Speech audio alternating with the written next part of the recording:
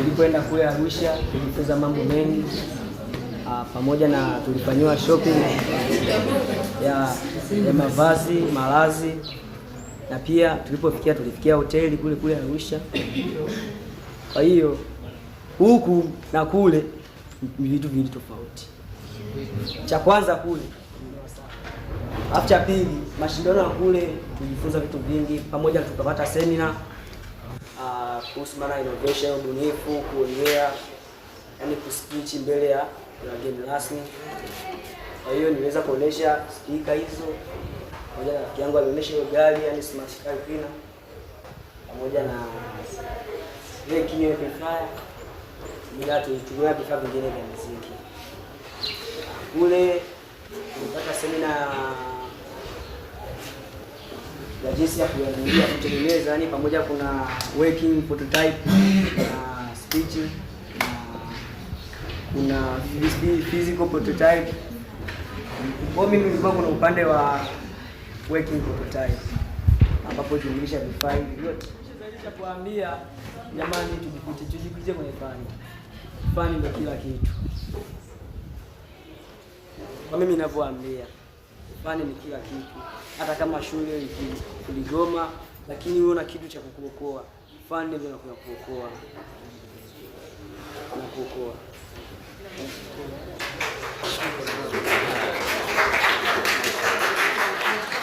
Okay. Deriki hayupo. Nitaka kusema hivi. Nadhani huyu Ligo siku zote huwa mnamuona. Si ndio? Ndio. Ligo mara nyingi unakuta akiwa kuna kifaa kitafuta, atakuja ofisini, kuratibu, sina ile gundi, chukua. Ligo, si ndio? Nahitaji kitu, sijui nifanyaje, chukua. Kidogo kidogo zingine tunatoa hadi mfukoni. Anaenda anatengeneza kitu, akija anaweka. Nimetengeneza kitu hichi, ina idea hii na hii. Unaona? Sasa ndio kupitia Ligo sasa nikamuuliza hii Ligo, hivi hapa kituoni nani mwingine anatengenezaga vitu kama wewe? Akasema Deriki. Sisi Deriki tulikuwa tumjui. Deriki ni mkini. Nikamuita Deriki. Deriki vipi? Akasema mimi natengeneza hadi roboti. Nasema unatengeneza roboti? Wakasema huwa wanashirikiana na huyu. Nikasema basi kupitia hao sasa, nikasema sasa endeleeni, kuna mpango huu ninaweka kwenye, ninatoa taarifa zenu ili mkihitajika mtaenda. Na kweli Mungu saidia, ikatokea kwamba bwana hao vijana wako tayari, wawezesheni kila kitu. Kwa hiyo tuliwawezesha kila kitu. Hadi Deriki akasema hivi hizi hela zinatoka wapi? Za kununua vyote hivi. Si ndio? Wewe si mliuliza hivi? Niliwaambia za nini? Za kituo. Lakini kwa sababu tayari waishaonyesha nini? Washaonyesha kitu. Na hawa walipoenda tumewaandalia safari nzuri. Walitoka hapa wakaenda Tabora, wakakutana na wengine wakaenda Arusha.